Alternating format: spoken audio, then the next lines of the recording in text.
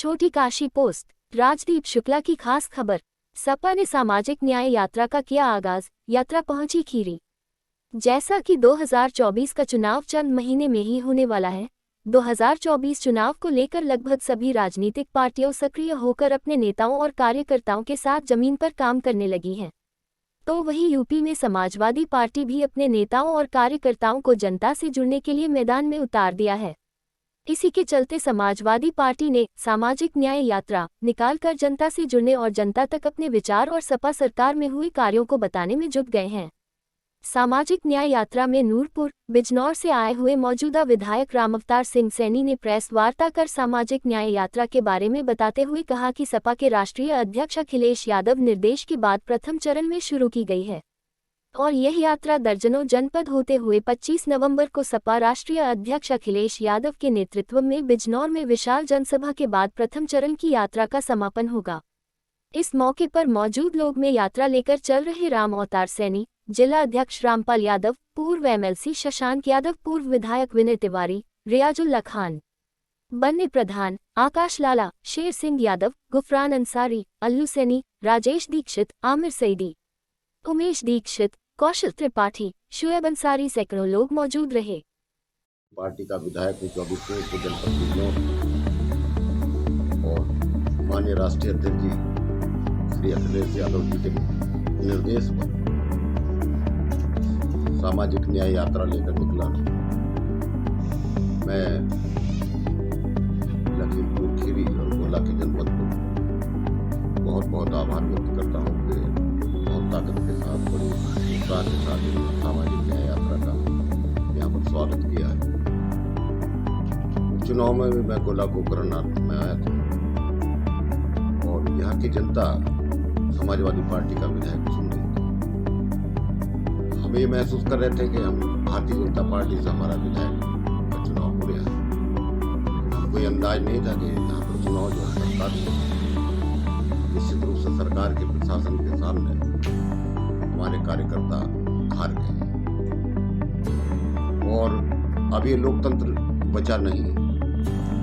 रामपुर जैसी सीट पे जहां वोट डालने के लिए रोका गया, अभी मैं खुशी उपचुनाव में भी गया था, वहां भी हमारे जो समर्थक प्रधान थे, बीडीसी के मेंबर थे, सबको थाने में बैठा लिया गया। हालांकि वहाँ पूरी ताकत के साथ हम लोगों ने डट के मुकाबला किया। यहाँ ऐसा हमें बहुत अंदाज नहीं था, अगर होता तो हम लोग भी सड़क को उतरने का काम करते जीता नहीं। आज हम सामाजिक न्याय के लिए आए हैं और पीडीए हमारा फार्मूला है। पिछड़ा दलित अल्पसंख्यक मान लीजिए, अगड़ा मांग लीजिए और आधी आबादी मान आदिवासी और आदिवासी, ये चार अर्थों में ये आता है। सब जाति में, सब धर्मों में गरीब लोग हैं, ऐसे वंचित लोग हैं जो देश की मुख्य धारा से विकास में नहीं जुड़ पाए। तो उनके लिए हम संघर्ष कर रही समाजवादी पार्टी और समाजवादी पार्टी चाहती है कि इस देश में और प्रदेश में जातिगत जनगणना हो, ताकि ये पता चले कि जो वंचित लोग रह गए हैं उनको हम कैसे बजट बना के उन्हें देश की मुख्य धारा से जोड़ने का काम। हमारा पूरा प्रयास है कि जातिगत जनगणना। आज जो नवयुवक है वो बेरोजगारों की लाइन में खड़े और ऐसे बहुत से नवयुवक हैं जो हमारे वेल क्वालिफाइड थे, आज ओवर एज। वो बच्चे मानसिक दबाव में, एक पीढ़ी खत्म करने का काम किया जा रहा है और जो हमारी एजुकेशन है उसका टोटल व्यवसायीकरण किया जा रहा है। हमारी ये भी कोशिश होगी कि वन नेशन तो वन एजुकेशन सिस्टम होना चाहिए। आज शिक्षा को इतना महंगा कर रहे हैं कि सामान्य परिवार का बच्चा शिक्षा करने की स्थिति में, ग्रहण करने की स्थिति में नहीं है। जब इस देश में कोरोना के समय लॉकडाउन लगा था तो इस देश के प्रधानमंत्री ने कहा था कि हम आपदा में अवसर की तलाश कर रहे हैं। उन्होंने आपदा में अवसर की तलाश करी, 3 कृषि कानून लाए थे, 3 स्तरीय एजुकेशन सिस्टम लाए हैं, न्यू एजुकेशन पॉलिसी 2020, और 3 मजदूर कानून के मॉडल लाए हैं। बहुत कम लोग जानते हैं कि मजदूरों के जो कानून होते हैं, उनके जो हित के कानून थे, उन्हें सबको खत्म करके 3 वॉल्यूम बना दिए गए। किसान, चूंकि पंजाब में किसानों ने देख लिया था कि पानीपत के पास बहुत बड़े गोदाम अडानी जी के बन रहे हैं, वहाँ आम जनता का जाना बिल्कुल मना था, बिल्कुल रोका हुआ था। तो वहाँ के किसानों को भनक लग गई थी, तो वो किसान सड़क पर आए। उन्होंने 1 साल से अधिक समय तक संघर्ष किया, सैकड़ों किसानों की उसमें कुर्बानियां हुई। तब इसके देश के प्रधानमंत्री ने कहा कि कृषि कानून वापस। लेकिन हम लोग अपने बच्चों की शिक्षा के प्रति अवेयर नहीं है। हमने नहीं देखा कि न्यू एजुकेशन पॉलिसी में 2020 की जो न्यू एजुकेशन पॉलिसी है उसमें क्या व्यवस्था करती है, कैसे सामान्य लोगों को शिक्षा से रोका गया है।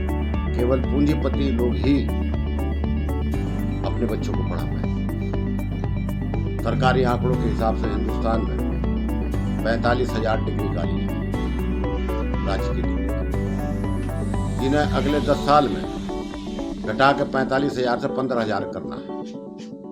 जब देश की आबादी बढ़ रही है, जब देश के बच्चे पढ़ लिख के आगे जा रहे हैं, तो एजुकेशन जो संस्थान है वो बढ़ने चाहिए थे, बजाय बढ़ के घटाने का काम करते हैं। और टोटल एजुकेशन ये प्राइवेट लोगों को देना चाहते हैं। जो उत्तर प्रदेश नहीं, पूरे देश के जो सरकारी संस्थान थे, ऐसे संस्थान जो खूब रोजगार भी देते थे और खूब राजस्व भी देश को देते थे, वो धीरे धीरे करके बेचने का काम कर। देश के प्रधानमंत्री ने घोषणा की थी और आम जनता से हाथ उठवा के कहा था कि काला धन वापस आना चाहिए कि नहीं। लोगों ने कहा हाँ आना चाहिए। तो कहाँ काला धन है, कहाँ गरीबों के खाते में वो 15-15 लाख रुपए आ गए हैं, कहाँ पे वो 2 करोड़ नौकरी प्रति वर्ष देने की बात करी थी, कहाँ पर 2 करोड़ नौकरियां हैं, और कहाँ पर उन्होंने कहा था कि 2022 तक एक भी आदमी इस देश में ऐसा नहीं बचेगा जिसके घर पर छत न। हम आज जब गरीबों की गलियों में जाते हैं तो पन्नी डाल कर लोग अपना गुजारा कर रहे हैं। हम यहाँ के लोगों से आह्वान करना है कि सब लोगों को साथ लेकर भाईचारे की जो नफरत पैदा की जा रही है, तो भाईचारा बनाना है, उस नफरत को खत्म करना है। समाजवादी पार्टी को सबको गले लगा कर दबे को, कुचले को, अल्पसंख्यकों को, पिछड़ों को, मजलूम को, महिलाओं को, जो सबको है ना गले लगा कर आगे बढ़ाने का काम करना है। समाजवादी पार्टी की जब सरकार थी, लखनऊ, सीतापुर, लखीमपुर खीरी, पीलीभीत, शाहजहांपुर, बरेली, मुरादाबाद, अमरोहा, हापुड़, गाजियाबाद, गाजियाबाद, मेरठ, शामली, सहारनपुर, मुजफ्फरनगर,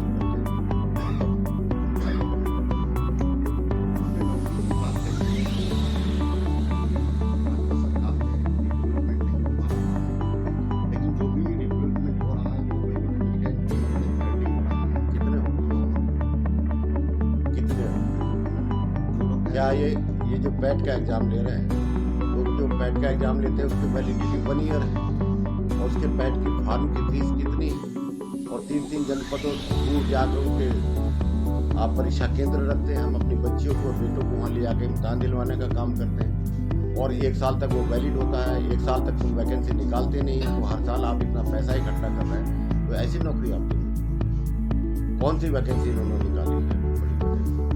दूसरा ये कि अभी आपने देखा होगा, मुझे कहने में बहुत शर्म महसूस है कि सफाई कर्मियों की नगर निगम मुरादाबाद में जगह थी 55 जगह थी, 56,000 लोगों ने 56,000 बच्चों की, जिसमें graduate, post graduate, technical engineer और इवन 2-4 तो डॉक्टरेट की डिग्री ली।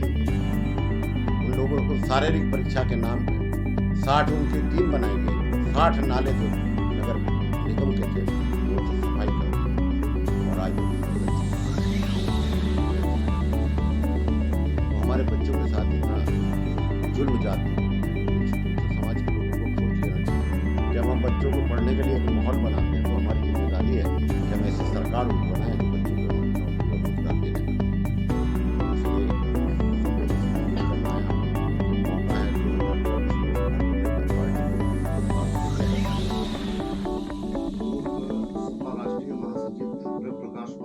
सांसद ने पार्टी ट्वीट किया है, क्या लग रहा है कितना मिनट डाल पाएंगे वर्मा गिराते आने वाला समय बता देगा। पार्टी की वजह से ही नेता बने, नेता की वजह से पार्टी नहीं थी।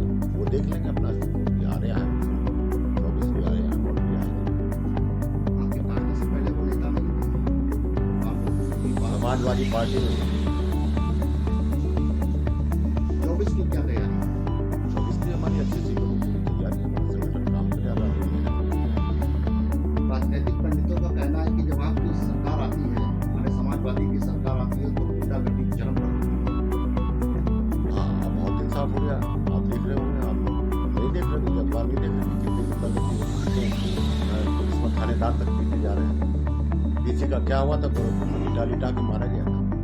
गुंडागर्दी वो थी कि गुंडागर्दी ये थी।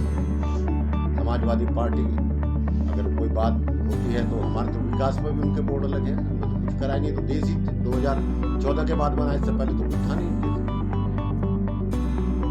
ये जो सांप्रदायिकता का माहौल खराब किया गया